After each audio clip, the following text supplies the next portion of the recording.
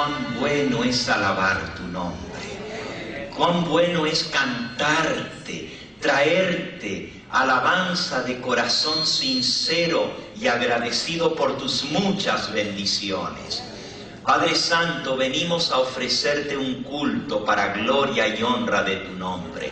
A través de Cristo Jesús queremos acercarnos hasta tu trono de gracia, y que nuestra alabanza llegue a ti como incienso fragante ante tu trono, que pueda llegar hasta tu presencia y que cada uno de los que estamos aquí podamos ofrecer ese incienso de nuestra alabanza ante ti, Señor. Acepta la adoración que te ofrecemos, acepta nuestros diezmos, nuestras ofrendas, todo lo que hoy traemos para ti. Y háblanos tú a través de tu palabra, que tu presencia pueda sentirse en nuestro medio de tal manera que al salir de aquí digamos, estuvimos verdaderamente con Dios. Todo esto te lo agradecemos y te lo pedimos en el nombre precioso conmigo, de busquemos Jesús. en la palabra de Dios, en las Sagradas Escrituras, en el Nuevo Testamento. La lectura bíblica de esta mañana se encuentra en el Evangelio de Mateo, capítulo 27, versículo 50.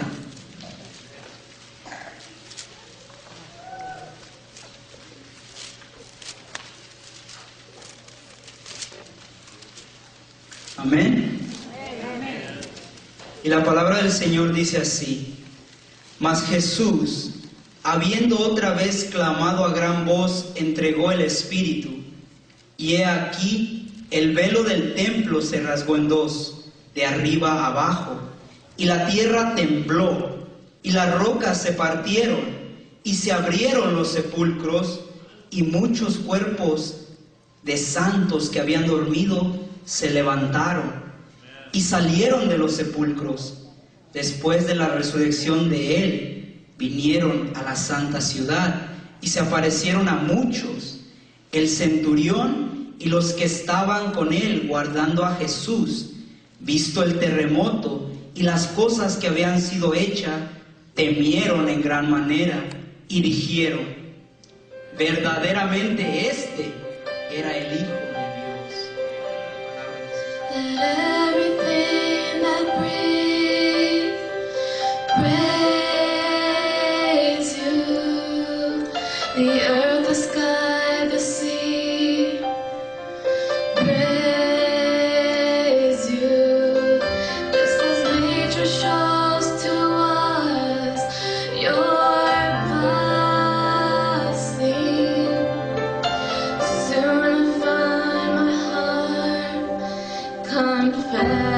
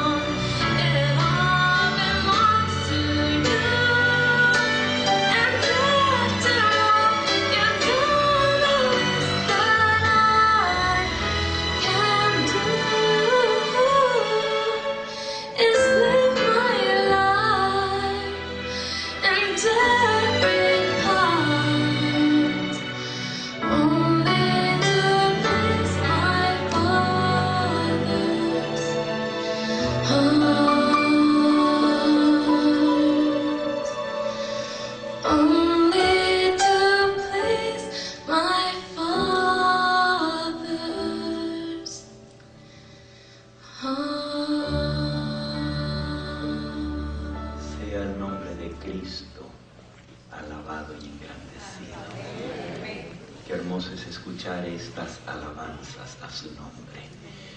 En verdad, esta semana, toda esta semana, el cielo se llenó de alabanzas. La semana pasada nosotros iniciamos la celebración de una fecha que nos recuerda 3 grandes eventos en el plan de redención. Comenzamos la semana pasada con lo que se conoce en la Biblia como los 7 días de los panes sin levadura. Por 7 días.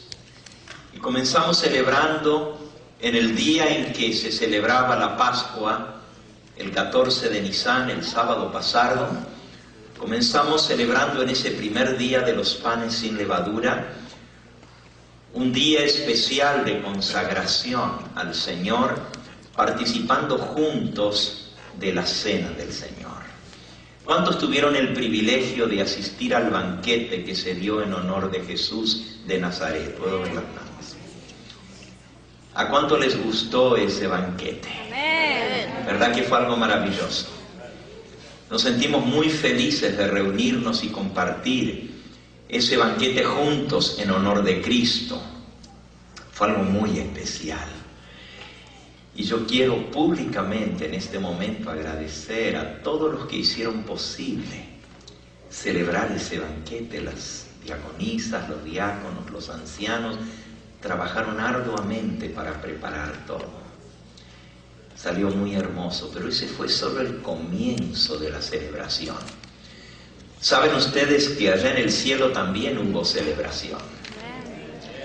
Porque cada vez que se cumple esa fecha, se recuerda también en el cielo el sacrificio de Cristo cuando Él estuvo en esta tierra y derramó su sangre por nosotros.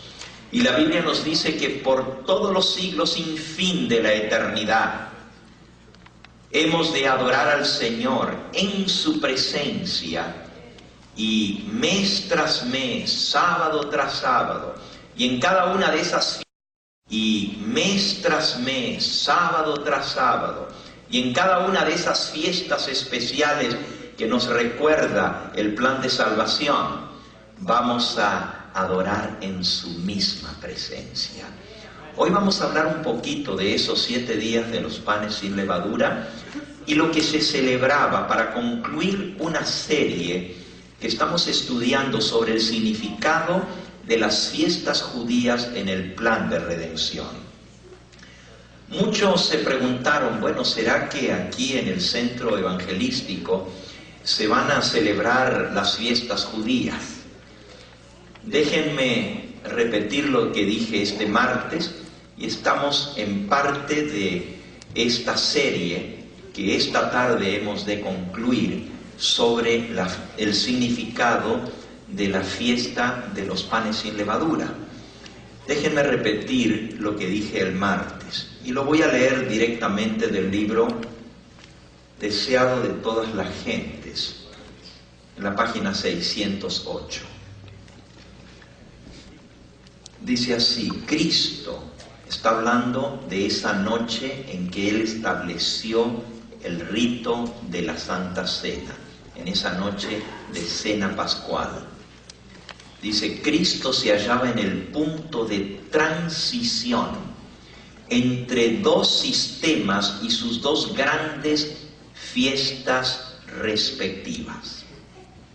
2 sistemas, 2 fiestas respectivas. Él, Jesucristo, el Cordero Inmaculado de Dios, estaba por presentarse como ofrenda por el pecado, y así acabaría con el sistema de figuras y ceremonias que durante 4000 años habían anunciado su muerte. Cuando entró el pecado en este mundo, Dios estableció un sistema de figuras, de símbolos, de ceremonias con las cuales se remitía el pecado, se quitaba el pecado del pecador que lo confesaba, se traspasaba sobre un animal inocente Y ese animalito entonces tenía que ser sacrificado, su sangre tenía que ser derramada como símbolo de que un día ese Cordero de Dios vendría a derramar su sangre para pagar por nuestros pecados. Eso se estableció desde la entrada del pecado. Dice aquí que Cristo iba a poner fin a ese sistema de figuras y ceremonias que durante 4000 años habían anunciado su muerte. Sigo leyendo. Mientras Jesús comía la Pascua con sus discípulos, instituyó en su lugar el rito que había de conmemorar su gran sacrificio. En lugar de la Pascua se estableció el rito de la Cena del Señor. La fiesta nacional de los judíos iba a desaparecer para siempre. Así que nosotros no estamos celebrando la fiesta de los judíos en ningún momento, porque aquí claramente se nos dice que esa fiesta iba a desaparecer para siempre.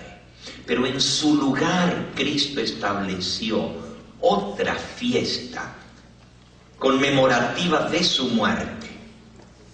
Termina diciendo la cita: el servicio que Cristo estaba estableciendo habría de ser observado por sus discípulos y seguidores en todos los países y a través de todos los siglos. Así que la Pascua caducó con la muerte de Cristo. Ya no sacrificamos más animalitos, ya no tenemos más una cena pascual con un cordero, porque ya el Cordero de Dios, que quita el pecado del mundo, fue sacrificado por nosotros. Cristo, dice el apóstol San Pablo, es nuestra Pascua, que fue sacrificada por nosotros. Primera de Corintios, capítulo 5 y versículo 7. Limpiaos pues de la vieja levadura,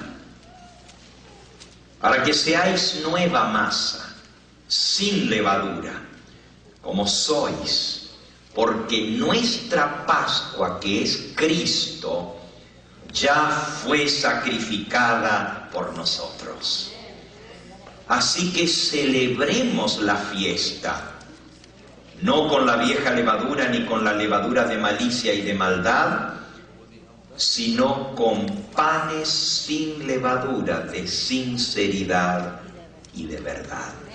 El apóstol Pablo nos dice que debemos celebrar esa fiesta de los panes sin levadura, pero haciendo de Cristo el centro de esa fiesta. La Pascua de los judíos terminó y en su lugar se estableció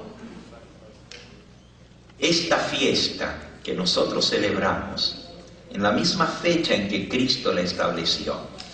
Esa fecha recordaba su muerte en la cruz del Calvario.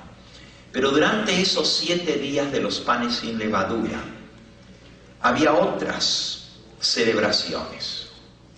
Por ejemplo, el primero de esos 7 días de panes sin levadura era un sábado dedicado a Jehová. No importa qué día de la semana cayera, ese día se celebraba como sábado ceremonial. Y luego, el 7º día de esa semana de los panes sin levadura, también era un día que no se trabajaba, era otro sábado ceremonial. Podemos leer de esto en el libro de Levítico, en el capítulo 23. Y algunos podrán preguntarse en esta hora, bueno, si ya la Pascua caducó, si las fiestas de los judíos terminaron, ¿por qué entonces estamos hablando de esto? En primer lugar, porque Dios lo estableció. En su palabra, Él ordenó esas fiestas y están escritas en su santo libro. Y el apóstol Pablo nos dice que toda la escritura es inspirada por Dios. Amén. ¿Cuánto de la Biblia es inspirado por Dios? Toda. Y es útil para enseñar, para redarguir, para corregir, para instruir en justicia. Si toda la Escritura es inspirada por Dios, también esto que estamos leyendo Dios lo inspiró. Y ya no podemos decir, no, eso no tiene nada que ver con nosotros porque ya caducó. Por algo Dios lo dio y es útil para nosotros, para enseñarnos del plan de salvación. Entonces en Levítico 23 nos dice así, versículo 1 en adelante. Habló Jehová a Moisés diciendo, habla a los hijos de Israel y diles, las fiestas solemnes de Jehová, las cuales proclamaréis como santas convocaciones, serán estas. 6 días se trabajará, mas el 7º día será sábado, reposo, santa convocación, ningún trabajo haréis, día de reposo es de Jehová en donde quiera que habitéis. El sábado del 7º día es fiesta a Jehová y todavía nosotros celebramos esa fiesta. ¿O caducó el sábado? No, el sábado no caducó. Todavía lo celebramos como fiesta a Jehová, por eso estamos aquí hoy. De igual manera las otras fiestas que Él estableció nos recuerdan los grandes eventos en el plan de redención. Pero terminó todo lo que era ceremonia, símbolo, figura, sacrificios, ofrendas por el pecado, había de terminar en la cruz del Calvario. Entonces sigamos leyendo, versículo 4. Estas son las fiestas solemnes de Jehová, las convocaciones santas, a las cuales convocaréis en sus tiempos establecidos. En el mes primero, a los 14 del mes, entre las 2 tardes, Pascua es de Jehová.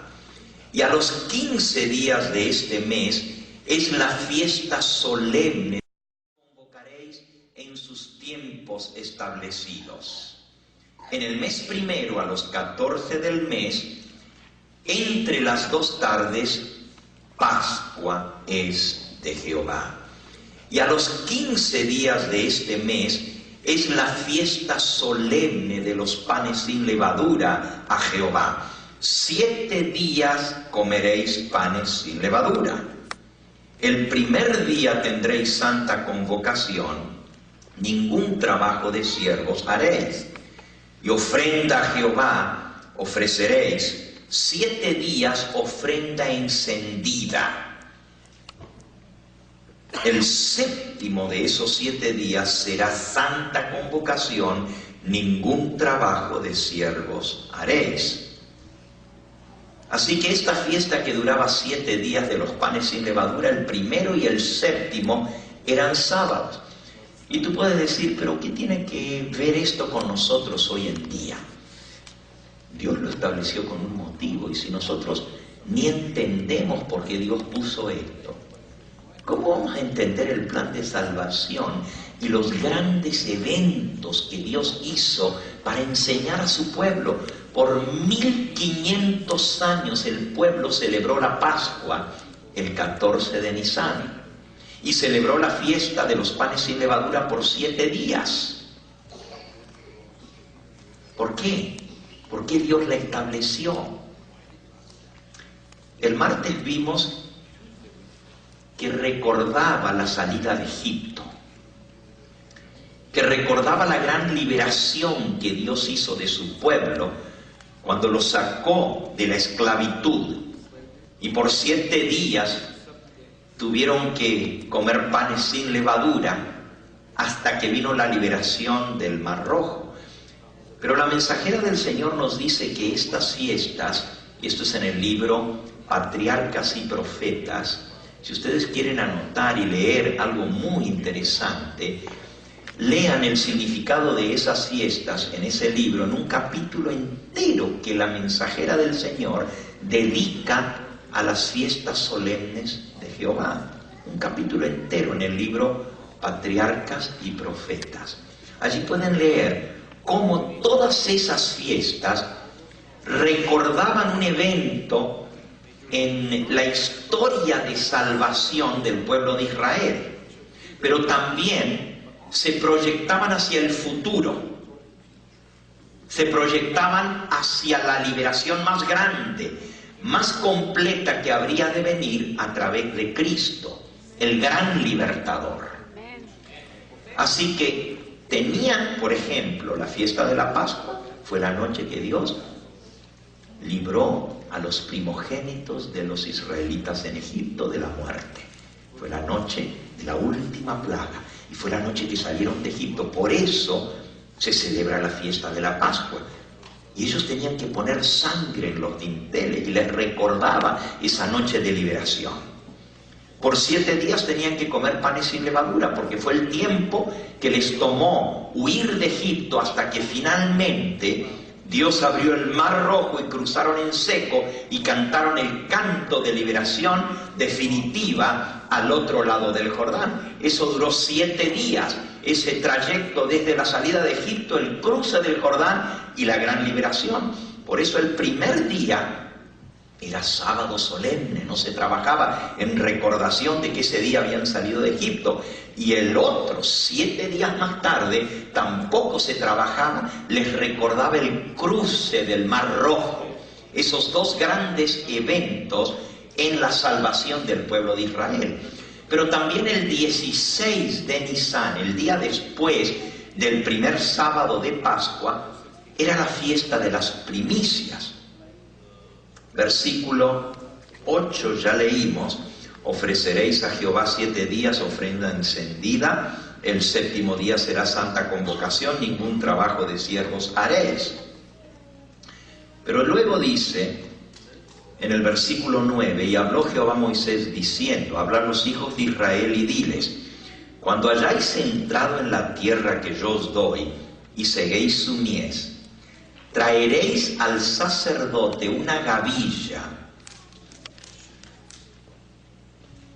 por primicias de los primeros frutos de vuestra tierra, de vuestra siega.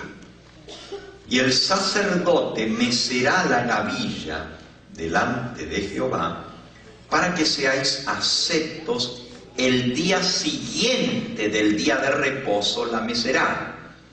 Y el día que ofrezcáis la gavilla, ofreceréis un cordero de 1 año sin defecto en holocausto a Jehová. Su ofrenda será 2 décimas de efa de flor de harina amasada con aceite, ofrenda encendida a Jehová en olor gratísimo. Y su libación será de vino la 4ª parte de un hin.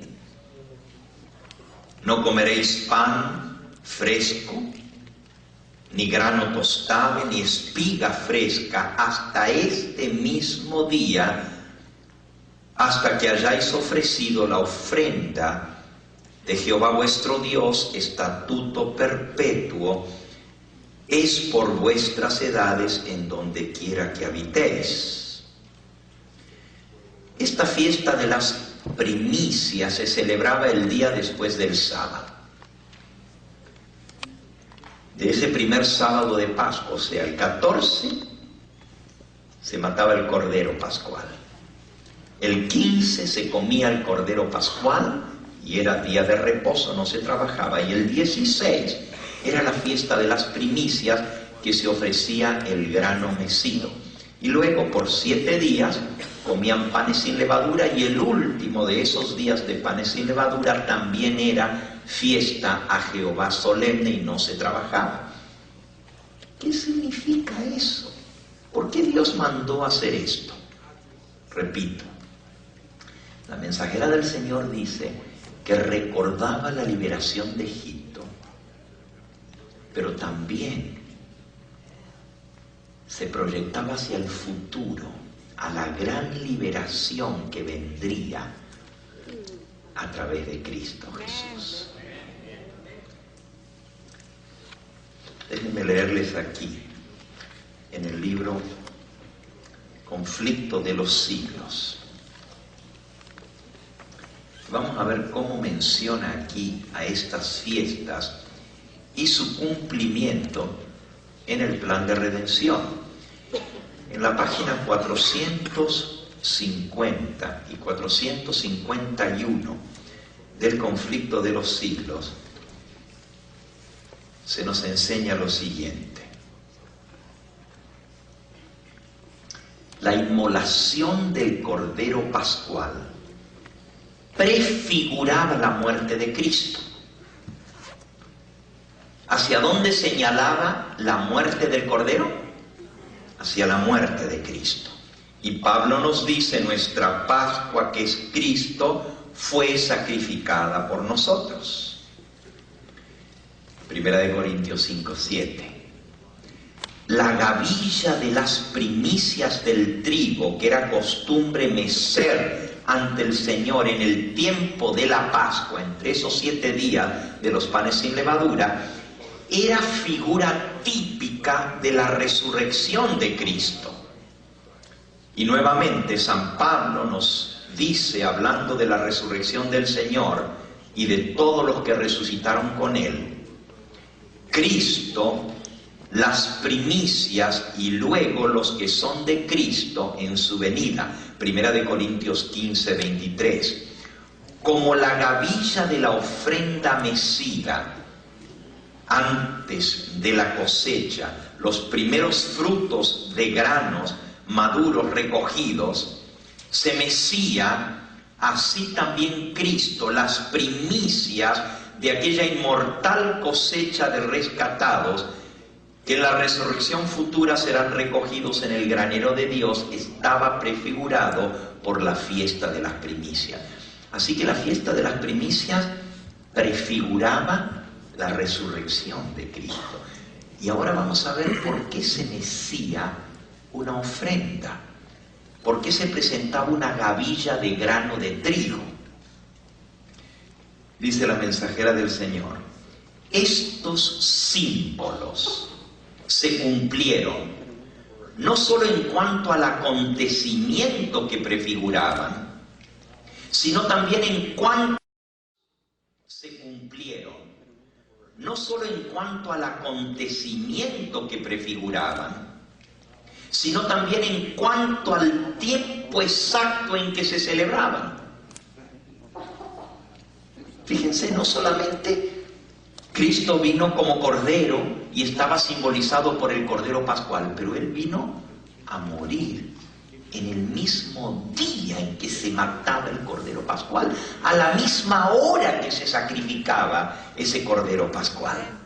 En el mismo momento que el pueblo de Israel estaba matando el corderito en todas las casas para manchar con la sangre el dintel y los postes, en esa misma hora Jesucristo fue crucificado y su sangre estaba manchando los postes de la cruz y el poste levantado, los dos lados, sus manos y su cabeza ensangrentada, chorreando como hacía la sangre en los postes y el dintel que chorreaba en la entrada de la puerta, en el umbral de la puerta. Así la sangre de Cristo chorreó al pie de la cruz. Y la cruz es la puerta de entrada para el reino de los cielos. Por eso la sangre tenía que chorrear en la puerta de entrada para que tú y yo pudiéramos tener salvación y ser pasados por alto cuando venga el ángel destructor de la muerte. Eso prefiguraba. Pero Cristo no solamente murió como Cordero Pascual, pero también murió en la fecha exacta de la Pascua, en el mismo día, a la misma hora. ¿Qué entonces simbolizaban los 7 días de los panes sin levadura en el plan de redención? Nadie habla de esto. Como eso ya se acabó, ya no celebramos 7 días de panes sin levadura, no tiene nada que ver. Claro que tiene que ver, porque los símbolos de la Pascua se cumplieron no solo en cuanto al acontecimiento que prefiguraban, sino también en cuanto a la fecha exacta. El día 14 del primer mes de los judíos, el mismo día, en el mismo mes, Y a la misma hora que por largos 15 siglos el pueblo de Israel había inmolado el Cordero Pascual, Cristo, después de haber comido la Pascua con sus discípulos, estableció la institución que debía conmemorar su propia muerte como Cordero de Dios que quita el pecado del mundo. En aquella misma noche de Pascua fue aprehendido por manos impías para ser crucificado e inmolado. Y como antitipo de la gavilla mecida, cuando Jesús resucitó de entre los muertos al tercer día, resucitó en el día de las primicias. En la misma hora que se ofrecía la gavilla mecida, Cristo, habiendo resucitado, fue presentado ante el Padre. Oh, pues ahora estamos comenzando a entender lo que es lo de la gavilla mecida. Y en un momentito más lo vamos a ver más claramente. Pero vamos a detenernos un poquito en esos 7 días de los panes sin levadura. Si el primero de esos 7 era sábado y el último era sábado, día de reposo, ¿qué significado tenían en el plan de la redención?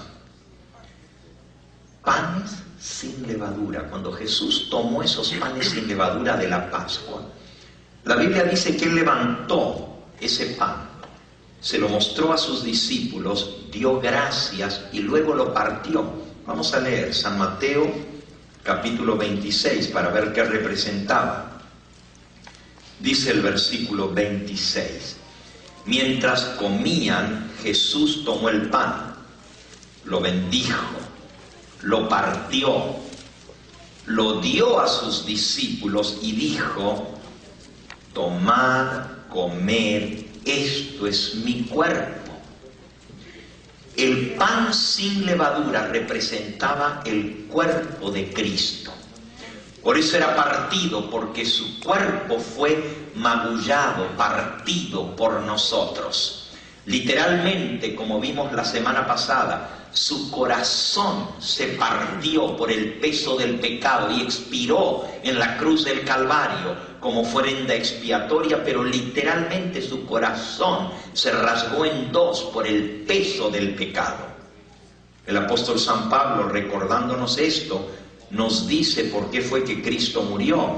En 1 Corintios capítulo 15 nos dice en el versículo 3: porque primeramente os he enseñado lo que asimismo recibí, que Cristo murió por nuestros pecados conforme a las Escrituras. O sea, murió de acuerdo a lo que señalaba la Torá, las Escrituras. Él murió en el día de Pascua conforme a las Escrituras.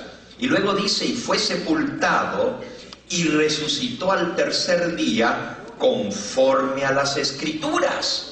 Otra vez Cristo vino a cumplir esas fiestas en su propia vida. ¿En qué otro lugar en la Biblia, sino en Levítico 23, se habla acerca de que Él iba a resucitar al tercer día? No hay ningún profeta del Antiguo Testamento que diga que el tercer día Cristo resucitaría. Pero eso estaba prefigurado en el ritual de la Pascua. Por eso Pablo dice: conforme a las Escrituras. Cristo fue sepultado y conforme a las Escrituras, Él resucitó al tercer día. Miren, el tercer día se conoce en lenguaje judío como la fiesta de las primicias. Así le llaman hasta el día de hoy. El tercer día. Así se le llama la fiesta de las primicias. El tercer día. Porque el primer día es Pascua, el segundo es sábado y el tercero es primicia. Por eso tercer día. Y Pablo dice: Cristo resucitó conforme a las Escrituras al tercer día. Pero ese día entre medio del 14 y el 16, que es el 15, el 15 es fiesta solemne de los panes sin levadura. ¿Por qué? Porque el cuerpo magullado, herido, sangrante, el corazón roto de Cristo, estuvo partido por nosotros todo ese sábado del primer día de los panes sin levadura, su corazón estuvo partido, su cuerpo magullado en la tumba. El primer día de los panes sin levadura nos recuerda el cuerpo de Cristo envuelto en una sábana, el cuerpo de Cristo descansando en la tumba en ese sábado primero de los panes sin levadura. Qué interesante. En el momento en que Cristo murió, vamos ahora a Lucas capítulo 23, San Lucas 23, y concuerda con Levítico 23, porque habla de lo mismo. San Lucas 23.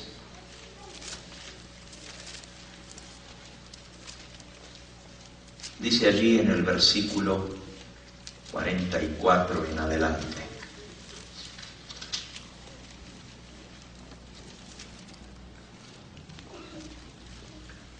cuando era como la hora sexta, hubo tinieblas sobre toda la tierra hasta la hora novena. El sol se oscureció, el velo del templo se rasgó por la mitad, y entonces Jesús, clamando a gran voz, dijo: Padre, en tus manos encomiendo mi espíritu. Y habiendo dicho esto, expiró. Y cuando el centurión vio lo que había acontecido, dio gloria a Dios, diciendo: verdaderamente este hombre era justo. Y toda la multitud de los que estaban presentes en ese espectáculo, viendo lo que había acontecido, se volvían golpeándose el pecho. Pero todos sus conocidos y las mujeres que le habían seguido desde Galilea estaban lejos mirando estas cosas. Y había un varón llamado José de Arimatea, ciudad de Judea, el cual era miembro del concilio, varón bueno y justo, que también esperaba el reino de Dios y no había consentido en el acuerdo ni en los hechos de ellos. Ciudad de Judea, el cual era miembro del concilio, varón bueno y justo, que también esperaba el reino de Dios y no había consentido en el acuerdo ni en los hechos de ellos, fue a Pilato y pidió el cuerpo de Jesús. Y habiéndolo quitado, lo envolvió en una sábana, lo puso en un sepulcro abierto en una peña, en el cual aún no se había puesto a nadie. Era el día de la preparación y estaba para comenzar el día de reposo. En algunas Biblias dice: era el día de la preparación de la Pascua.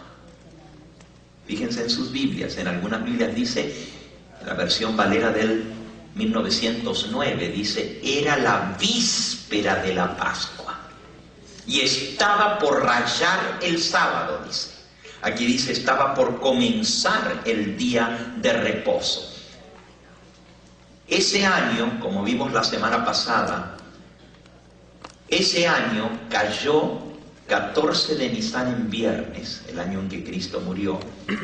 Cayó primer día de panes sin levadura en sábado y cayó primicias en domingo, igual que este día. Este año coincidió exactamente la celebración en los días de la semana que fueron cuando Cristo murió. Por eso el viernes fue 14 de Nisan, el sábado fue 15, primer día de los panes sin levadura, y el domingo fue día de resurrección. No todo el tiempo cae así, pero este año coincidió exactamente.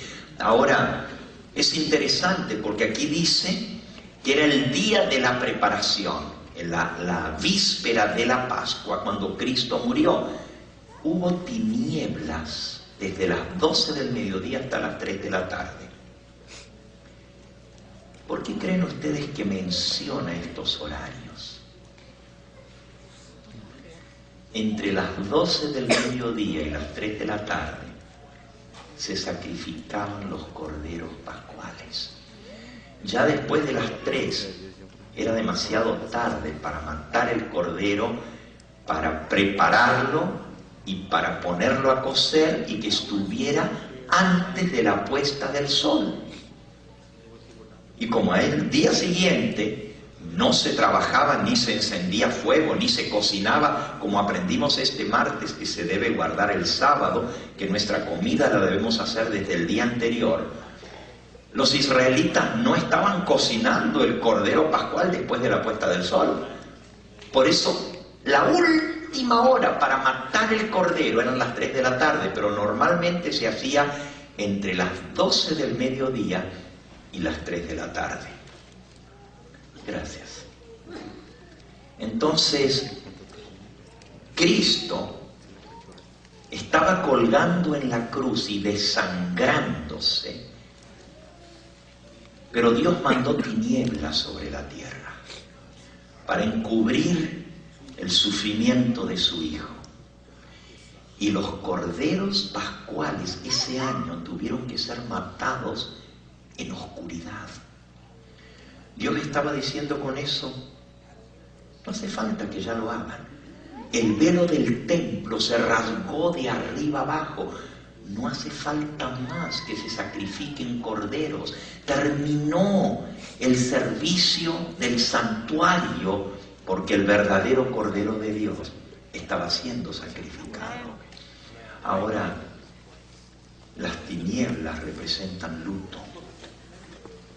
La oscuridad representa tristeza por la muerte de Cristo. El Padre se entristeció con su Hijo y todo el pueblo de Israel debiera haber estado al pendiente de ese cordero que estaba muriendo, pero estaban ocupados en matar sus corderitos que ya no tenían significado alguno. La mensajera del Señor dice en el libro Deseado de todas las gentes que en el templo se sacrificaba el cordero pascual a las 3 de la tarde, cerrando esas 3 horas en que por todo Jerusalén se escuchaba el balido de los corderitos muriendo. Imagínense, ese día de Pascua en cada casa se mataba un animalito. Desde las 12 del mediodía a las 3 de la tarde se sentía el balido de los corderitos. Y Cristo estaba gimiendo en la cruz. A la misma hora que los corderitos estaban gimiendo, Él como Cordero de Dios estaba gimiendo en la cruz. Pero el último cordero que se sacrificaba era en el templo. Y cuando el sacerdote mataba el cordero pascual, era la última oportunidad de matar el corderito. Después de eso, ya el pueblo de Israel no podía matar el cordero. Porque el sacrificio del templo de las 3 de la tarde cerraba el tiempo de matar corderos pascuales. Así Cristo expiró a las 3 de la tarde. Exactamente según lo prefiguraba el ritual simbólico de la Pascua. Pilato fue y pidió el cuerpo de Cristo, lo bajaron de la cruz, lo envolvieron en una sábana. En el mismo momento en que corderos estaban siendo puestos a cocer a las brasas en los hornos, y el horno que se hacía en Israel es muy parecido al que se hace en muchos países hispanos hasta el día de hoy. Eran hornos de barro y allí metían a cocer al horno los corderos pascuales. Si ustedes recuerdan, la instrucción de la Pascua decía que no se podía hacer el cordero ni hervido ni de ninguna otra manera, ni frito, sino que tenía que ser al horno. Eso lo pueden leer en Éxodo, en el capítulo 12. Dice el versículo 9, ninguna cosa comeréis del cordero cruda, ni cocida en agua, sino asada al horno. El cordero tenía que ser puesto en el horno. ¿Por qué? Porque simbolizaba cuando Cristo iba a ser puesto en la tumba. Iba a ser introducido en el horno de la aflicción. Y así Pilato entrega el cuerpo de Cristo, da la orden, y José de Arimatea lo baja y lo ponen en una tumba que nadie jamás había sido puesto, una tumba nueva, y lo envuelven con una sábana. Todo eso sucede para que durante las horas del sábado el cuerpo de Cristo estuviera en pleno descanso. Quiere decir que la fiesta de los panes sin levadura nos recuerda el primer sábado la sepultura de Cristo.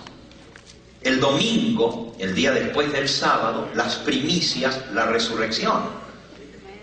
Y usted dice, pero ¿y por qué 7 días de panes sin levadura? Ya vamos a llegar ahí, poquito a poco, pero vamos a ver ahora del segundo día de los panes sin levadura, que es el de las primicias, o el tercer día de la Pascua, como se le llama la fiesta de las primicias, el tercer día. Vamos a ver qué pasaba ese día. Déjenme contarles un poquito. Esta información yo la conseguí del libro de Ersheim, Los servicios y el ritual del templo judío en la época de Cristo. Es un libro de un judío que cuenta cómo se celebraban los servicios en la época de Cristo en el templo. He ido compilando información y les voy a decir rápidamente en una exposición corta cómo se celebraba la fiesta de las primicias, para que entendamos cómo esto se cumple en el plan de redención. Porque ya leímos que la mensajera del Señor dice que Cristo cumplió no solamente los símbolos de la fiesta, pero también el día exacto, a la hora exacta. Ok, vamos a ver la fiesta de las primicias. Miren, en la fiesta de las primicias tenían que traer las primeras espigas de su campo los israelitas. Espigas de trigo, que es lo primero que madura. Y no podían cortar ni comer de lo que iban a cosechar, sino hasta haberle ofrecido al Señor las primicias. Después de eso entonces podían cosechar el campo. También en Jerusalén los sacerdotes tenían que ofrecer una gavilla. El pueblo traía sus gavillas, pero el sacerdote tenía que recoger una gavilla de un campo. Se echaban suertes sobre los campos. Los sacerdotes tenían que ofrecer una gavilla. El pueblo traía sus gavillas, pero el sacerdote tenía que recoger una gavilla de un campo. Se echaban suertes sobre los campos en torno a Jerusalén. There were lots cast. ¿Okay? Se echaban suertes sobre los campos alrededor de Jerusalén. Y según a quién le caía la suerte, the lot was cast. Entonces el sacerdote iba el viernes, porque recuerden que el sábado no hacían eso, el viernes, para poder marcar el campo y santificarlo, del cual se iba a cortar la gavilla mecida. ¿Y a qué hora se hacía eso? Bueno, entre las 12 del mediodía y las 3 de la tarde se echaban las suertes. Qué interesante, que sobre Cristo también se echaron suertes. ¿De acuerdo? Que los soldados echaron suertes sobre Cristo. Pero entonces, a donde caía la suerte, el sacerdote iba el viernes entre las 12 y las 3 de la tarde a marcar el campo. Si la suerte caía cerquita del templo, alguno de los campos sembrados en las afueras de la ciudad de Jerusalén, detrás de los muros, pues no les demoraba mucho tiempo, pero a veces la suerte caía en un campo más lejano de las familias representadas por los sacerdotes, porque se echaba la suerte sobre las familias de los sacerdotes, y era un gran privilegio. Quizás una vez en la vida les tocaba que la gavilla de las primicias fuera cortada de su campo, así que todos estaban al pendiente al echarse suerte. Toda la familia de sacerdotes se reunía para ver a quién le caía el privilegio de la suerte de las primicias. Entonces, luego el sumo sacerdote, o el sacerdote designado, junto con la familia de sacerdotes, iba hasta el campo. Llegaban allá, pero antes de las 3 de la tarde tenían que estar frente al campo, porque a la hora del sacrificio de la tarde, cuando sonaba el cuerno que anunciaba el sacrificio de la tarde, el sacerdote marcaba el campo. ¿Cómo se marcaba el campo? el campo se cercaba, se le ponía un cerco alrededor y se ponían guardias que guardaran ese campo para que ningún animal ni ninguna persona entrara a ese campo santificado hasta que se cortara la gavilla. Eso significaba que nadie podía entrar a sus campos a cortar gavilla hasta que se ofreciera las primicias a Jehová. Esos guardias permanecían allí hasta la mañana del domingo, cuando el sacerdote llegaba de regreso, y esta vez venía con un carro tirado de bueyes.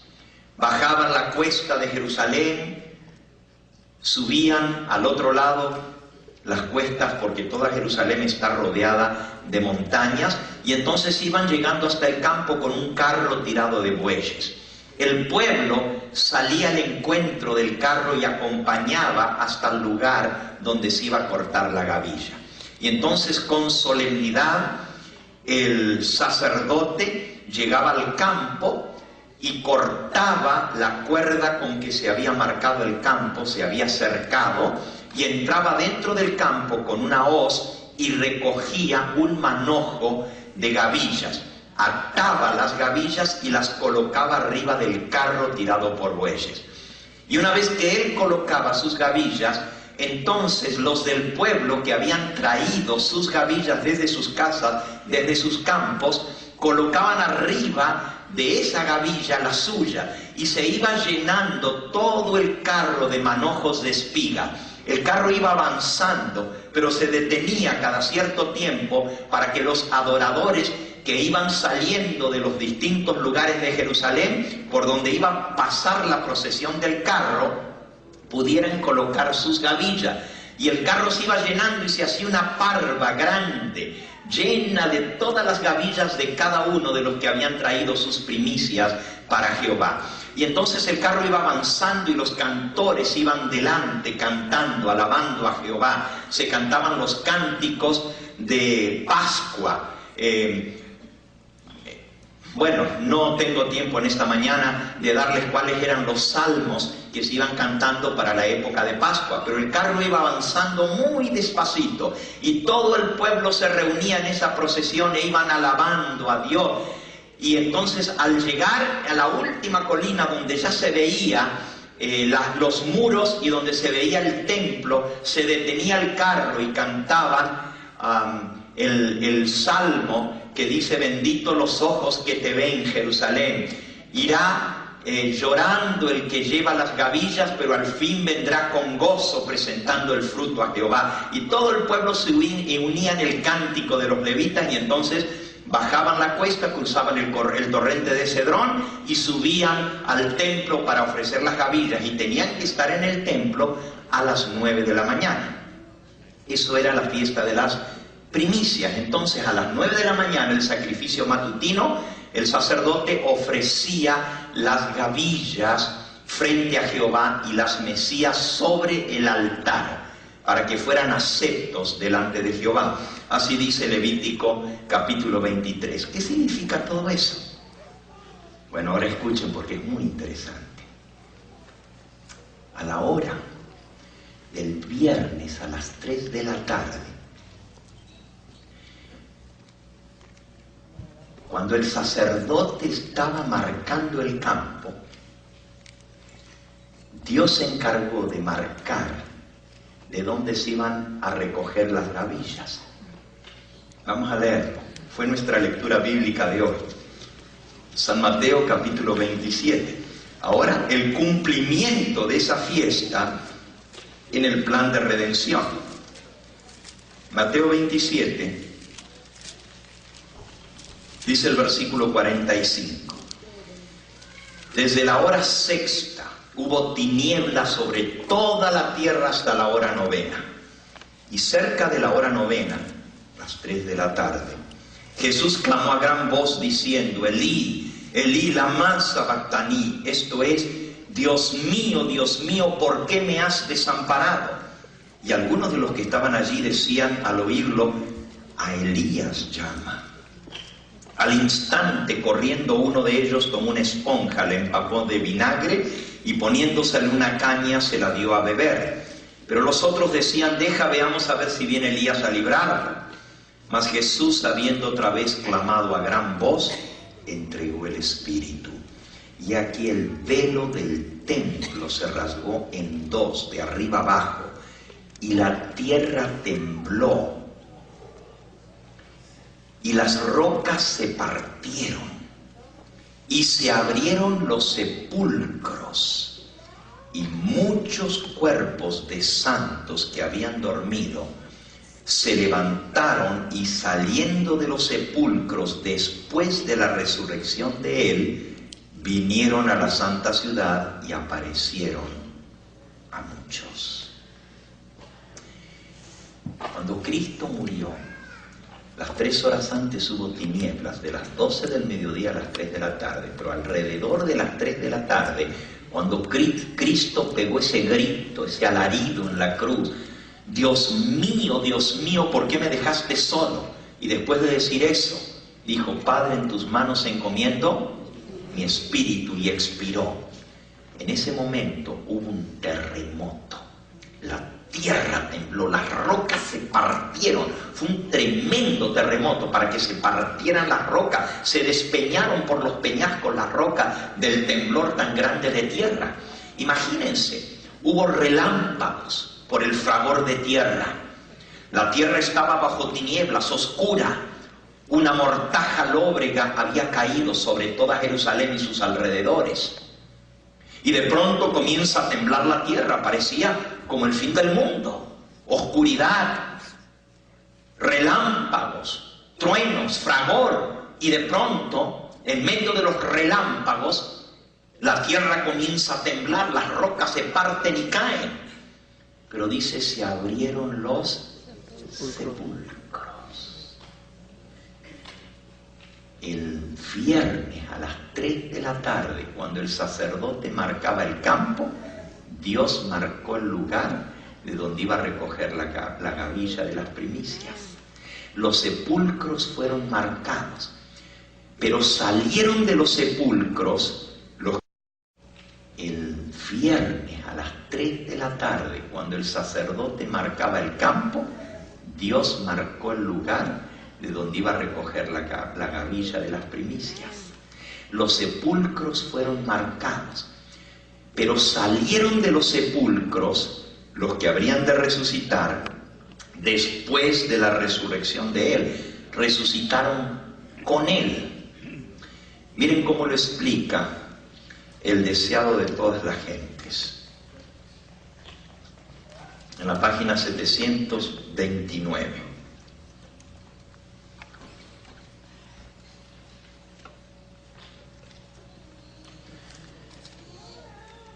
Y déjenme leerles un poquito antes, porque vamos a hablar ahora de la resurrección de Cristo. Cuando Cristo resucitó, también hubo un terremoto. 2 terremotos hubo. Uno cuando Él murió y el otro cuando Él resucitó. Léanlo en Mateo capítulo 28 y versículo 1. Pasado el día de reposo, pasado el sábado, al amanecer del primer día de la semana, vinieron María Magdalena y la otra María a ver el sepulcro. Y hubo un gran terremoto, no un terremoto pequeño, a great earthquake, porque un ángel del Señor descendiendo del cielo y llegando, removió la piedra y se sentó sobre ella. Su aspecto era como el relámpago, y su vestido era blanco como la nieve, y de miedo de él los guardas temblaron y se quedaron como muertos. Ahora, déjenme leerles cómo describe la resurrección de Cristo el libro Primeros Escritos. Página 181, dice así: los discípulos descansaron el sábado entristecidos por la muerte de su Señor, mientras que Jesús, el Rey de Gloria, permanecía en la tumba. Su cuerpo, quebrantado por nosotros, descansaba en la tumba de José. Al llegar la noche de ese sábado, vinieron los soldados a guardar el sepulcro del Salvador. al llegar la noche de ese viernes, vinieron los soldados a guardar el sepulcro del Salvador, mientras los ángeles se cernían invisibles sobre el sagrado lugar. Fíjense, el sacerdote ponía guardas alrededor del campo. La guardia romana fue puesta a guardar la tumba, pero los ángeles de Dios también vinieron a guardar el campo de donde se iba a recoger las primicias. Sigo leyendo. Transcurrió lentamente la noche.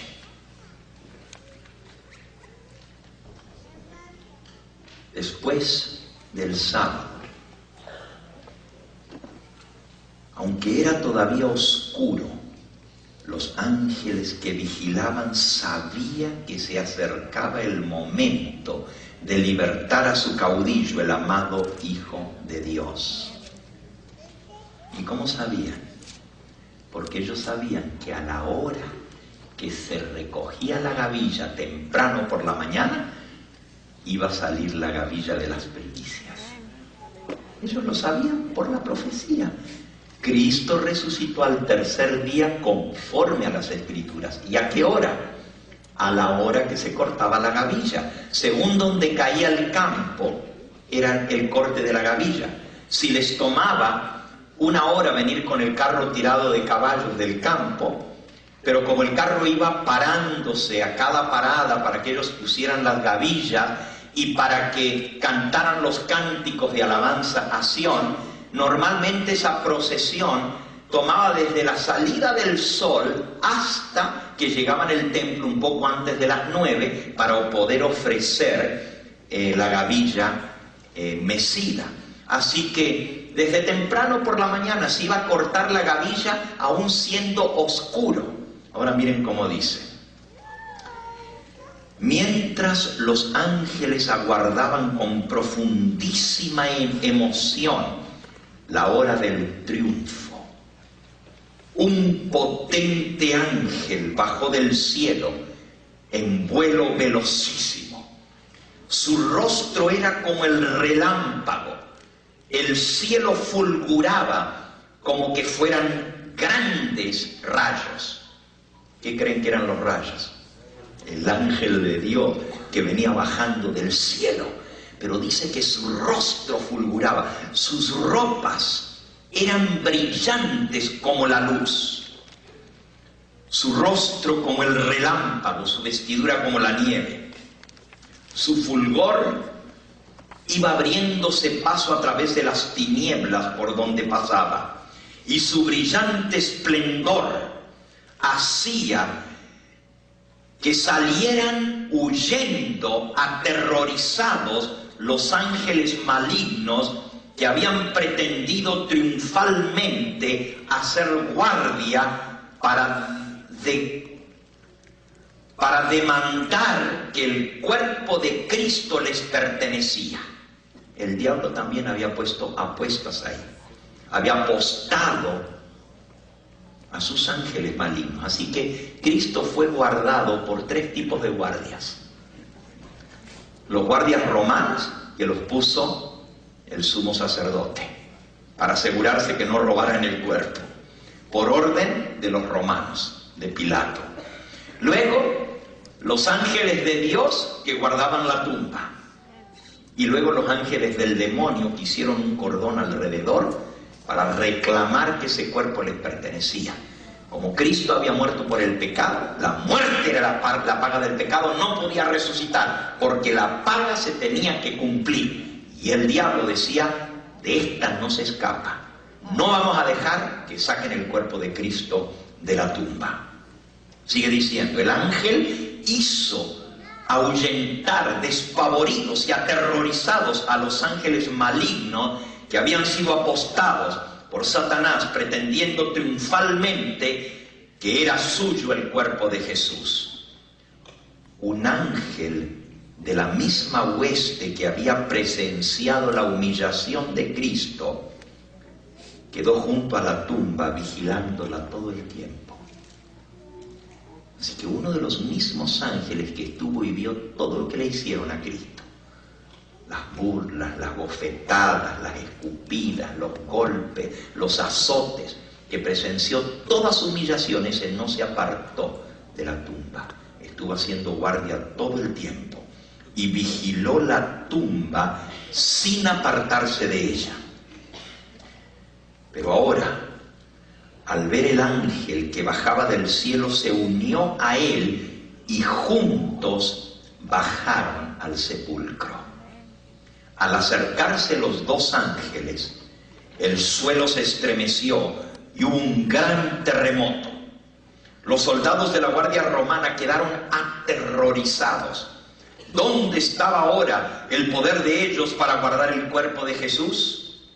No pensaron en su deber ni en la posibilidad de que los discípulos hurtasen el cuerpo del Salvador. Al brillar en torno al sepulcro la luz de los ángeles, más refulgentes que el sol, al ver los relámpagos y escuchar la tierra temblar, los soldados de la Guardia Romana cayeron al suelo como muertos.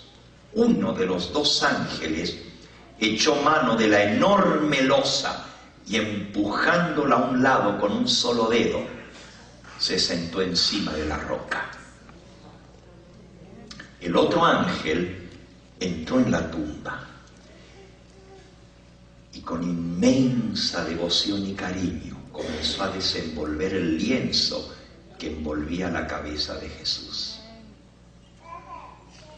Poquito a poco le fue sacando el lienzo que estaba envuelta a su cabeza, el sudario. Entonces el ángel que había bajado del cielo, con voz que hizo estremecer toda la tierra, exclamó: Tú, Hijo de Dios, tu Padre te llama, sal fuera. La muerte no tuvo ya dominio sobre Jesús. Se levantó de entre los muertos como un triunfante vencedor. La hueste angélica contemplaba la escena con solemne admiración. Y al surgir Jesús del sepulcro, triunfante vencedor, la hueste angélica contemplaba la escena con solemne admiración. Y al surgir Jesús del sepulcro, aquellos resplandecientes ángeles se postraron en la tierra para adorarle. Lo saludaron con cánticos triunfales de victoria. Los ángeles de Satanás, que huyeron ante la refulgente y penetrante luz de los ángeles celestiales que habían bajado, amargamente fueron a quejarse a su rey. ¿Quién es el rey de los ángeles malignos? Satanás. De que por violencia se les había arrebatado la presa. Le fueron a decir a Satanás, violentamente se metieron. Nosotros estábamos aguantando allí, pero no pudimos. Nos sacaron a un lado y se metieron y no pudimos defender el cuerpo. Por violencia se nos ha arrebatado la presa. Y aquel a quien tanto odiamos, dijeron los ángeles malignos, ha salido de la tumba.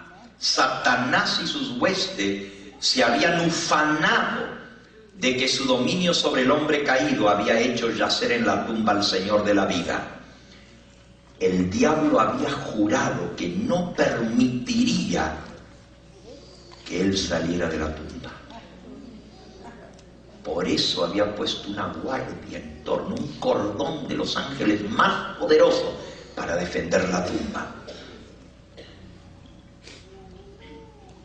Pero su triunfo infernal duró poco tiempo, porque al resurgir Jesús de su cárcel como majestuoso vencedor, Satanás comprendió que después de un tiempo él mismo iba a tener que morir y su reino pasaría al poder de su legítimo dueño. Rabiosamente se lamentaba Satanás. Presentaba sus quejas y lamentos más terribles delante de sus ángeles. Imagínense, todo esto pasó y la gente ni sabe lo que pasó en torno a la cruz. Rabiosamente el diablo presentó sus más terribles lamentos y quejas. Porque a pesar de todos los esfuerzos que hicieron, no pudieron impedir que Jesús saliera de la cruz, quien en cambio abrió para el hombre un camino de salvación, de modo que todos pudieran andar por él y ser salvos. Amén. Satanás y sus ángeles se reunieron en consulta para deliberar. ¿Y ahora qué hacemos? Tenemos que enfrentarlo, dijeron. Tenemos que luchar todavía para que no pueda subir al Padre. Satanás mandó a sus siervos, sus ángeles, a desatar una guerra contra los ángeles celestiales. Resulta que nosotros nada sabemos de esto, pero está todo en la Biblia. No es Elena de White solamente que lo dice. ¿Ustedes lo quieren leer en la Biblia? Vayan conmigo. Les voy a leer 2 o 3 versículos y se van a sorprender de lo que van a leer. Porque a veces leemos la Biblia muy apresuradamente y no nos detenemos a ver lo que realmente está diciendo. Vayan a Apocalipsis al capítulo 12. Apocalipsis 12. Dice el versículo 7. Después hubo una gran batalla en el cielo. Miguel y sus ángeles luchaban contra el dragón. Y luchaban el dragón y sus ángeles, pero no prevalecieron, ni se halló ya lugar para ellos en el cielo. Y usted dice, pastor, pero eso está hablando de la batalla allá en el cielo, en el comienzo, cuando el diablo se rebeló. Well, read again. Read your Bible more carefully. Because it's not talking about that. Esta batalla en el cielo no fue la primera batalla. Nosotros siempre usamos este versículo para hablar de la batalla en el cielo antes de la creación del hombre, cuando el diablo fue expulsado del cielo. Pero este versículo no está hablando de eso.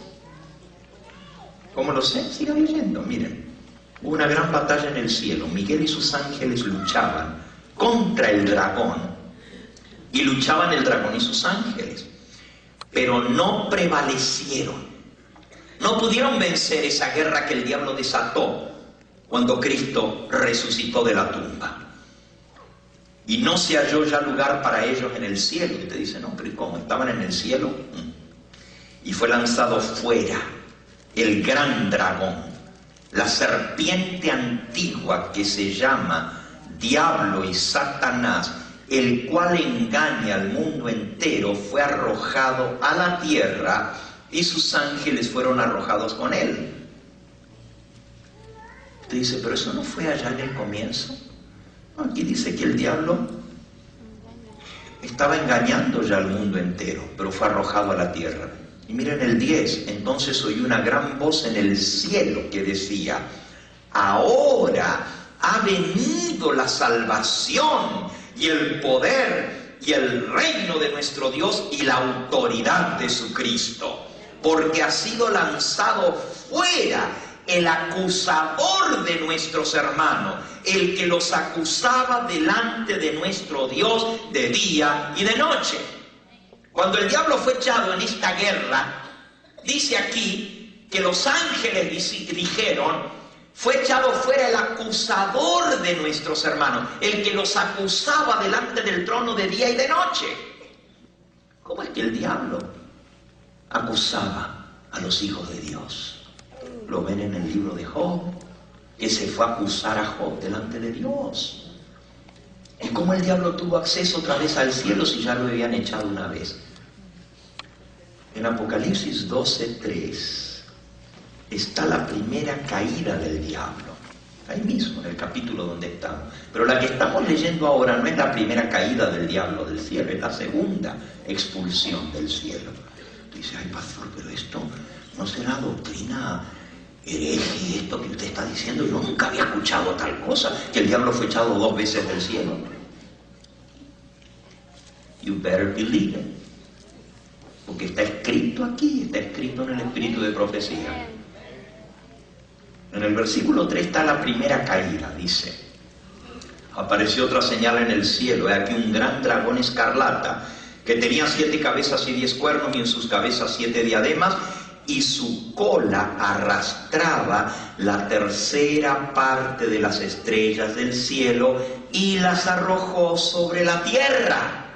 Esa fue la primera caída del diablo del cielo, cuando arrastró una tercera parte de los ángeles del cielo y los arrastró a esta tierra. Y el dragón se paró frente a la mujer que estaba para dar a luz, a fin de devorar a su hijo tan pronto como éste naciese. Y ella dio a luz un hijo varón, que regirá con vara de hierro a todas las naciones, y su hijo fue arrebatado para Dios y para su trono. Ahí está hablando de cómo el diablo trató de matar a Cristo cuando él nació, pero no pudo, porque Cristo resucitó y fue arrebatado para Dios. Y dice en el versículo 7, y después hubo una gran batalla en el cielo. Miguel y sus ángeles luchaban contra el dragón, y luchaba el dragón y sus ángeles. Fue lanzado fuera el acusador de nuestros hermanos, el que los acusaba delante de Dios de día y de noche, versículo 11, y ellos le han vencido por medio de la sangre del Cordero y de la palabra del testimonio de ellos, y menospreciaron sus vidas hasta la muerte, por lo cual alegraos, oh cielo, y los que moráis en ellos. Mas ay de los moradores de la tierra y del mar, porque el diablo ha descendido a vosotros con grande ira, sabiendo que tiene poco tiempo. El diablo se dio cuenta cuando Cristo resucitó que su reino estaba destruido y que él iba a ser muerto. Y ahora sabía que le quedaba poco tiempo. ¿Y qué hizo? Cuando vio el dragón que había sido arrojado a la tierra, persiguió a la mujer que había dado a luz al hijo varón. Ahí está la secuencia profética. No podemos agarrar este versículo y tirarlo allá atrás, antes de la creación del mundo, la primera caída del diablo, porque aquí dice que primero Cristo, hijo varón.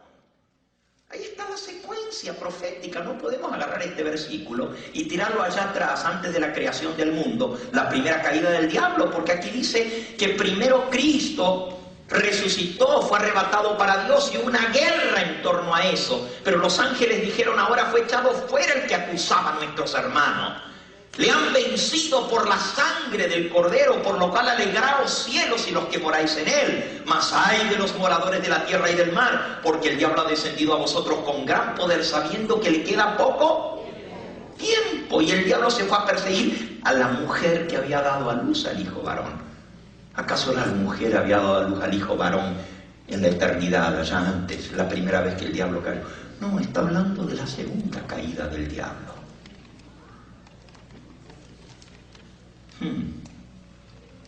Este no es el único versículo que habla de esto. Cristo mismo enseñó esto cuando estuvo aquí en la tierra. Vamos a buscarlo. En el Evangelio según San Juan, dice en el capítulo 12, justamente en esos días antes de su muerte, para la época de la Pascua, que ya los judíos venían de todas partes a celebrar la Pascua. Dice el versículo 20 de Juan 12. Había ciertos griegos entre los que habían subido a adorar en la fiesta. Y estos se acercaron a Felipe, que era de Betsaida de Galilea, y le rogaron diciendo: Señor, queremos ver a Jesús. Felipe fue y se lo dijo a Andrés, y Andrés y Felipe se lo dijeron a Jesús. Y Jesús les respondió: ha llegado la hora para que el Hijo del Hombre sea glorificado. De cierto os digo que si el grano de trigo no cae en la tierra y muere, queda solo, pero si muere lleva mucho fruto. El que ama su vida la perderá, y el que aborrece su vida en este mundo, para vida eterna la guardará. Si alguno me sirve, sígame, y donde yo estuviere, allí también estará mi servidor. Si alguno me sirviere, mi Padre le honrará. Ahora está turbada mi alma. ¿Y qué diré? Padre, sálvame de esta hora, si para esto he llegado a esta hora. Padre, glorifica tu nombre. Entonces vino una voz del cielo: lo he glorificado y lo glorificaré otra vez. Y la multitud que estaba allí y había oído la voz decía que había sido un trueno. Otros decían, un ángel el que le ha hablado. Respondió Jesús y dijo: no ha venido esta voz por causa mía, sino por causa de vosotros. Ahora es el juicio de este mundo. Ahora el príncipe de este mundo será echado fuera. Y yo, si fuere levantado de la tierra, o cuando fuere levantado de la tierra, a todos atraeré a mí mismo. Y decíais esto dando a entender de qué muerte iba a morir. Hablando de su muerte, él dijo: cuando sea levantado de la tierra. Hablando de su crucifixión, a todos atraeré a mí mismo. Pero él dijo: ahora es el juicio de este mundo. Ahora el príncipe de este mundo será lanzado fuera. Cristo dijo que el diablo iba a ser echado fuera. Y Apocalipsis nos confirma: fue lanzado fuera el acusador de nuestros hermanos, el que los acusaba de día y de noche delante de Dios. Ahora, tengo que volver a la fiesta de las primicias, pero quería explicarles un poquito de esa guerra. Les leo un versículo más y entonces esta tarde vamos a terminar el tema de hoy, porque es interesantísimo. Yo les dije que les voy a explicar por qué son 7 días de los panes sin levadura y qué prefiguran eso en el plan de salvación. Ya vimos lo que prefigura la Pascua, ya vimos lo que prefigura el primer sábado de los 7 días de los panes sin levadura. Prefiguraba la sepultura de Cristo y su cuerpo en la cruz. Ya vimos lo que prefiguraba la fiesta de las primicias, su resurrección. Y todavía no hemos terminado las primicias. Pero esta tarde vamos a ver qué son los 7 días de los panes sin levadura y qué simbolizan en el plan de redención, y qué simboliza el segundo sábado ceremonial y qué prefiguraba. Porque algo tiene que significar, no lo dio Dios de balde, no lo dio simplemente de oquis. Por algo Dios lo puso, y eso tiene que ver con Cristo y con el plan de redención. Pero la mayoría de la gente no se detiene en esto, porque dicen: no, esas fiestas ya fueron abolidas, ya no tenemos nada que ver con eso, eso ya pasó. Pero Cristo las vino a cumplir, como Él cumplió los 7 días de los panes sin levadura. ¿Qué significa eso en el plan de redención? Ok, déjenme terminar las primicias en unos minutos más, y esta tarde vamos a concluir esta serie sobre la fiesta de la Pascua y su significado en el plan de redención. Ok, vamos ahora a lo de las primicias. Ya les dije que se marcó el campo en la muerte de Cristo. Pero en su resurrección, junto con Jesús salió un grupo de los que resucitaron con Él. ¿Cuántos? Una multitud. Vamos a leerlo en el libro de Efesios, en el capítulo 4. Efesios capítulo 4 dice, versículo 8.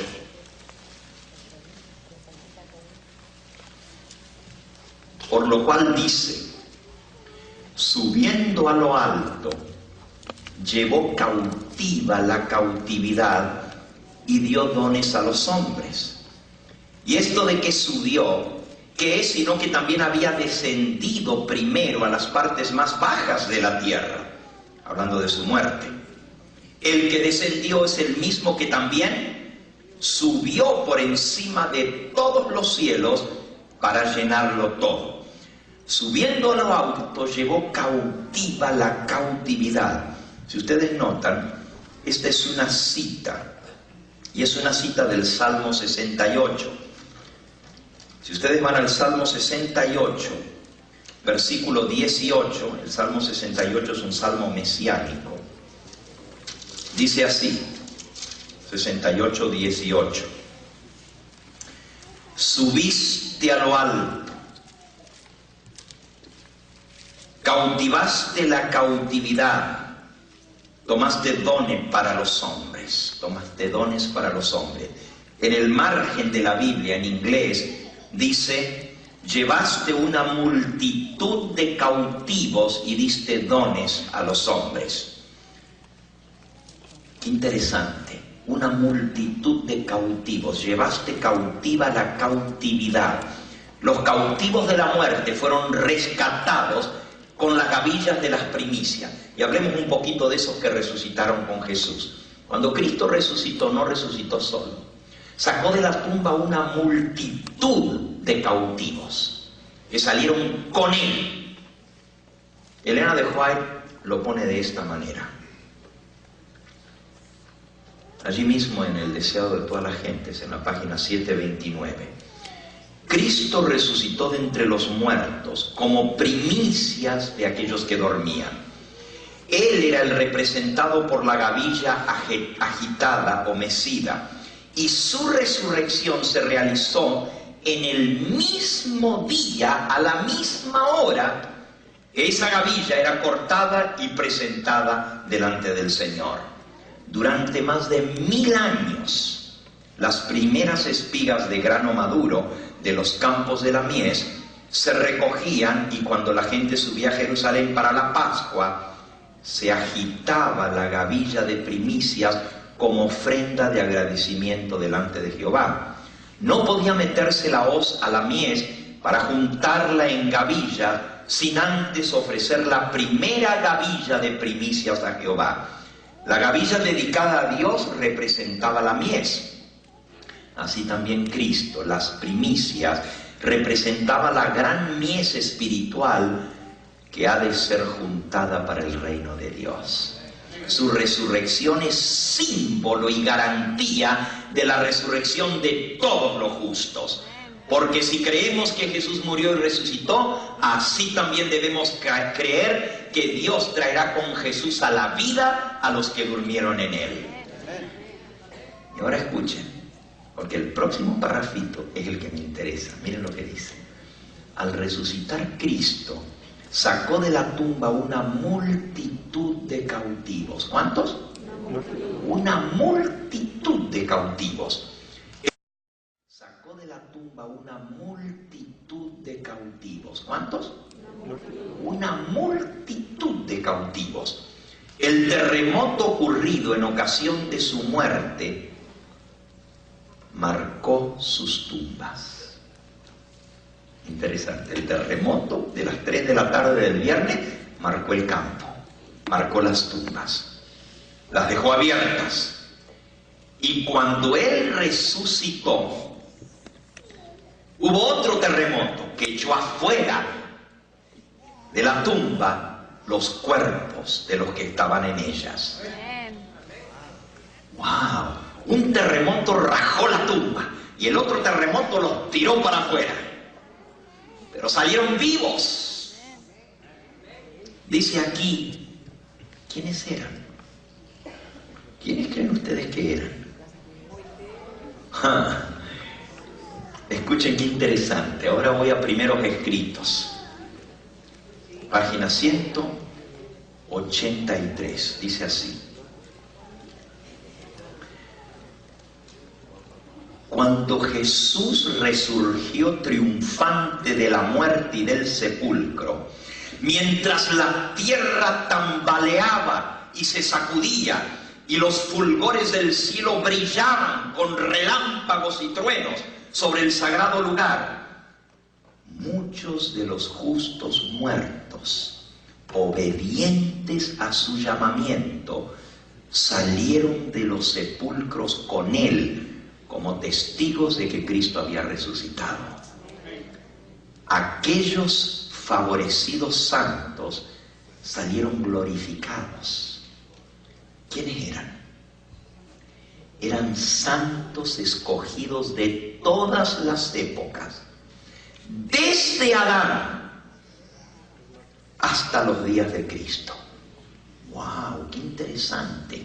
Santos escogidos de todas las edades, desde el comienzo del mundo hasta los días de Cristo. Sigo leyendo. Mientras que los príncipes judíos procuraban ocultar la resurrección de Cristo, Dios levantó con Jesús una multitud de santos de sus tumbas para que atestiguasen que Jesús había resucitado y para proclamar su gloria. Los resucitados diferían en estatura y en aspecto. Unos eran muy grandes, de noble continente, altísimos. Otros no tan altos. Se me informó que los habitantes de la tierra habían ido degenerando con el tiempo, perdiendo fuerza y donaire. Satanás tenía el dominio de las enfermedades y la muerte, y en cada época los efectos de la maldición del pecado se habían hecho más visibles y más evidentes en la estatura de los hombres. Y así se mostraba el poderío de Satanás sobre la raza humana. Los que habían vivido en los días de Noé y de Abraham, los que vivieron antes del diluvio, parecían ángeles por su gallardía y su imponente aspecto, pero los de cada generación sucesiva habían resultado más débiles, más sujetos a enfermedades y de vida más corta. Satanás ha ido aprendiendo a molestar y a debilitar la raza humana. Los que salieron de los sepulcros cuando Jesús resucitó se aparecieron a muchos en la santa ciudad, diciéndole que ya estaba cumplido el sacrificio por el hombre, que ya Jesús, a quienes los judíos crucificaron, había resucitado de entre los muertos, y como comprobación de sus palabras declaraban: nosotros resucitamos junto con Él y salimos de la tumba. Atestiguaban que el formidable poder de Jesús los había sacado de los sepulcros. A pesar de los falsos rumores que se propagaron, ni Satanás, ni sus ángeles, ni los príncipes de los sacerdotes lograron ocultar la resurrección de Jesús, porque los santos resucitados divulgaron la maravillosa y alegre nueva. ¡Qué tremendo! Ahora, ¿quiénes eran? Eran santos de todas las edades, escogidos, desde la época de Adán hasta los días de Cristo. ¿Tenemos algún dato más para saber quiénes resucitaron? Sí, hay un dato más. Y con este dato más vamos a saber exactamente quiénes fueron. Deseado de toda la gente, es página 730. Al resucitar, Cristo sacó de la tumba una multitud de cautivos. El terremoto ocurrido en ocasión de su muerte había marcado y abierto sus tumbas. Y el terremoto ocurrido en su resurrección los echó fuera de las tumbas y salieron con él. Eran aquellos que habían dado testimonio de la verdad a costa de su vida. Eran mártires que habían sido colaboradores con Dios. Y ahora habrían de ser testigos de aquel que los había resucitado. ¿Quiénes eran? Mártires. Desde la época de Adán hasta los días de Cristo. Ahora les hago una pregunta. ¿Quién fue el primer mártir? Desde los días de Adán algunos resucitaron. ¿Saben quién resucitó en esa resurrección? Abel. Sí, Abel está en el cielo. Y en los días de Cristo, ¿quién murió como mártir? Muy bien, el único que menciona el Nuevo Testamento que murió durante los años que Cristo ejerció su ministerio fue Juan el Bautista, que fue decapitado por órdenes de Herodes y por el capricho de Herodías. Él también resucitó. Ahora, los de la antigüedad impresionaron por su estatura, gigantes caminando por la ciudad, y la gente los miraba y se asustaba, y ellos decían: yo soy Abel que resucité. Todos los que murieron como mártires, pero ellos no los conocían solo por el testimonio de ellos, y les creían por ver su estatura, porque nunca habían visto cosas semejantes. Pero los que resucitaron de la época de Cristo, había uno que sí lo conocía. Y ese era Juan el Bautista. Y cuando vieron que Juan el Bautista había resucitado, imagínense qué tremendo testimonio para el poder de Cristo. Esas eran las primicias, los mártires. Ahora, hay primicias de los muertos, pero también hay primicias de los vivos. ¿Ustedes saben cuáles son las primicias de los vivos? 144.000. ¿Nunca han leído sobre eso? 144.000. 244.000. No, de los vivos. De los muertos son los que resucitaron con Cristo en su resurrección, pero eran primicias porque es la primera gavilla que se ofrece a Jehová, y después de eso viene toda la cosecha completa. Cuando Cristo resucitó, Él resucitó con la gavilla de las primicias, pero como acabamos de leer, la gavilla representaba toda la mies que va a resucitar cuando Él venga en su venida. Por eso 1 Corintios 15:23 dice: con Cristo las primicias, y luego los que son de Cristo en su venida. La gran resurrección en la venida de Cristo va a resucitar a las primicias. Pero ¿y de los vivos? ¿Quiénes van a ser primicias? Bueno, nomás les leo un versículo para que vayan tomándole gustito al sermón de esta tarde. Porque si habías hecho planes de no venir por la tarde, tienes que cambiar tus planes. Mire lo que dice Apocalipsis capítulo 14.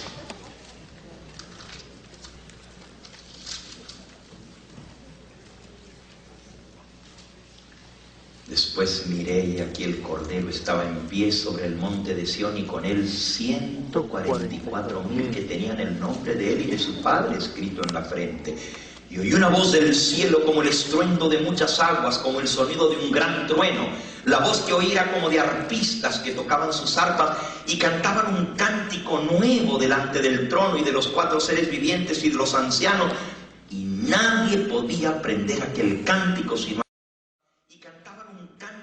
nuevo delante del trono y de los 4 seres vivientes y de los ancianos, y nadie podía aprender aquel cántico sino aquellos 144.000 que fueron redimidos de entre los de la tierra. Estos son los que no se contaminaron con mujeres, pues son vírgenes. Estos son los que siguen al Cordero por doquiera que va. Estos fueron redimidos, escuchen ahora, entre los hombres como primicias para Dios y para el Cordero. Y en sus bocas no fue hallada mentira, pues son sin mancha delante del trono de Dios.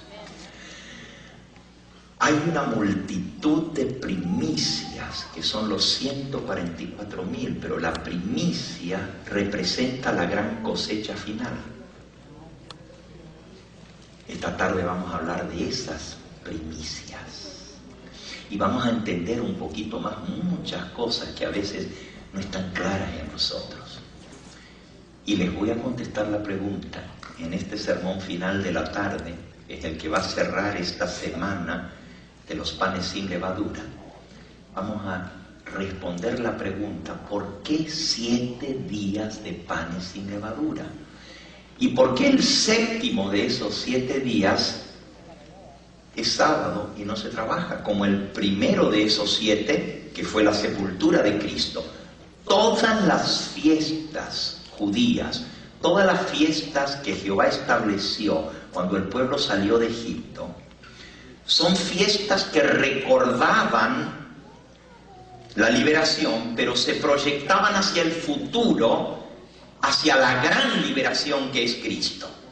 Y tenían un significado en el plan de redención. Conmemoran, señalan como símbolo, como tipo de los grandes eventos en el plan de redención. La Pascua, la muerte de Cristo. El primer sábado de los panes sin levadura, su sepultura. El tercer día, su resurrección, las primicias. 7 días, y se los digo esta tarde, El último sábado de la Pascua, otro evento en el plan de redención. Y 50 días más tarde, el Pentecostés, otro gran evento en el plan de redención. Pero no solo las fiestas de primavera, también las fiestas del otoño tienen su cumplimiento. ¿No saben ustedes que fue un día de expiación? El Yom Kippur, la sexta fiesta de los judíos, de un gran evento en el plan de redención, sucedió en el cielo.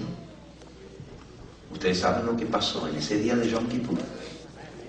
El 22 de octubre de 1844. ¡Oh, importantísimo!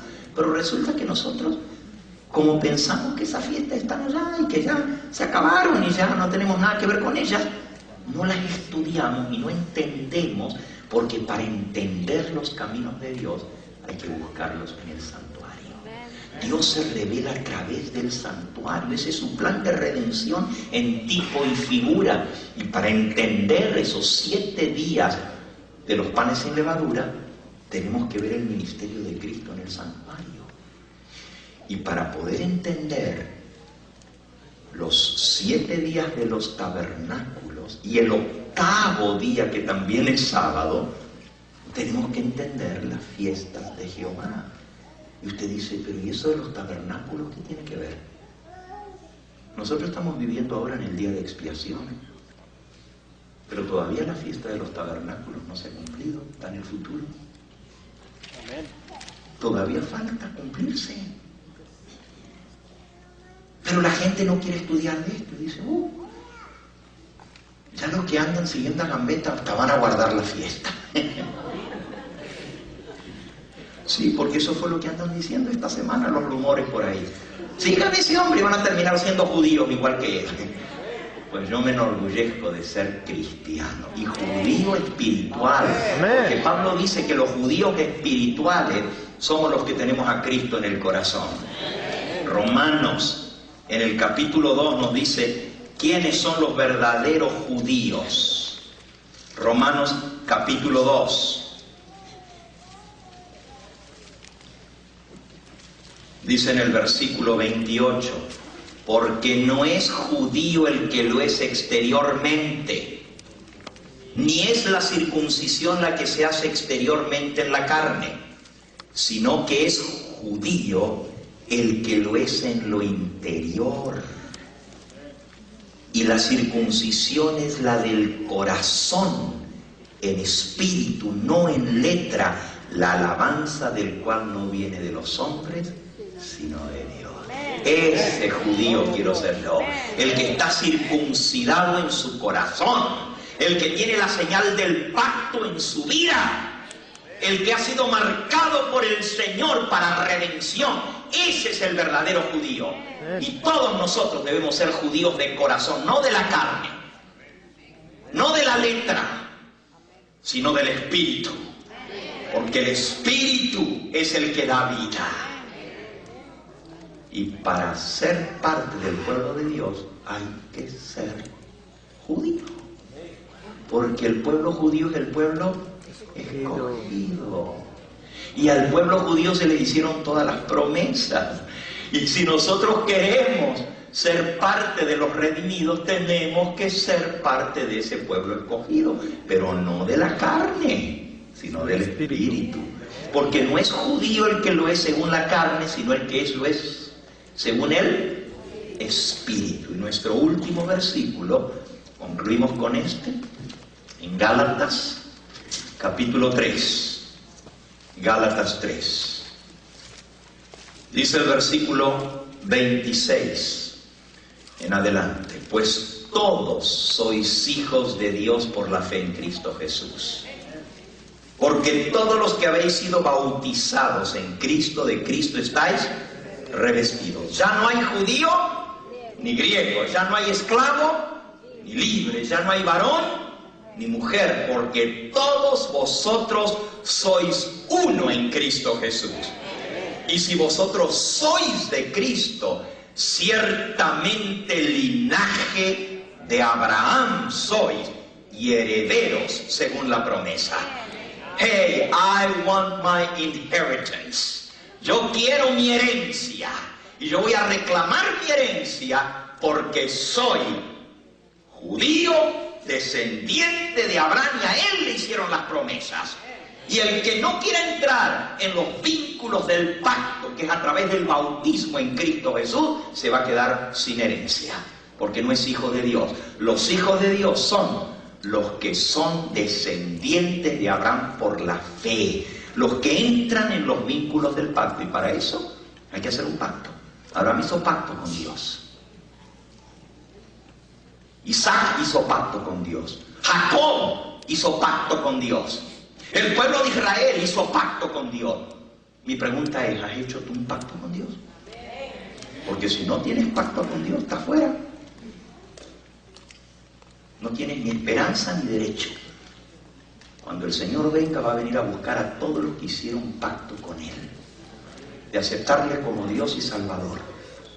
Y la señal del pacto en el Antiguo Testamento era la circuncisión. Pero la señal del pacto en el Nuevo Testamento es el bautismo. Y si tú no has sido bautizado como Cristo mandó, haciendo un pacto solemne con Él, estás perdido.